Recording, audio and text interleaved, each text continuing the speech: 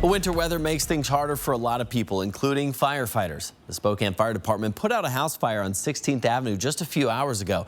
They say no one was home when the fire started. No firefighters were hurt. They're still investigating what started it. Our Maher Kawash live tonight with what it's like for fire crews working in this freezing weather. Maher. Aaron, a 90-degree day and a freezing, snowy day like today are actually quite the same, at least for firefighters, and it all has to do with dehydration.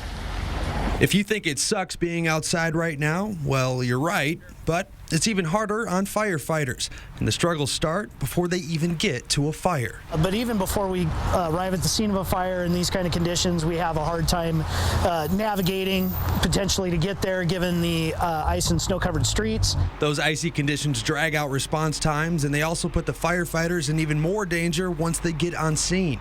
Now we're adding more water, trying to get water on the fire to get the fire put out, and that extra water, around the entire scene creates really hazardous conditions.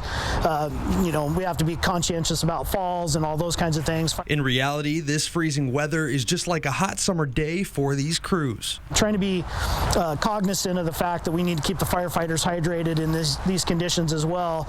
No different than a 90-degree day, even when it's sub-freezing temperatures, we got to be conscientious about that as well. There isn't much they can do to stop the snow from falling or those temperatures from dropping, but you can help them by keeping those fire hydrants clear of snow. Ask everybody to be conscious about where the fire hydrants are located, and if at all possible, help maintain a clear path around those fire hydrants so that we can locate them very easily and then access them and be able to use that as a water supply when we're trying to fight fires.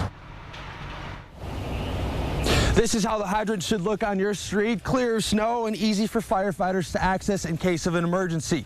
Now, to avoid that emergency overall in your home, make sure your heaters inside the house are clear in space and the outlets they're plugged into are also working correctly.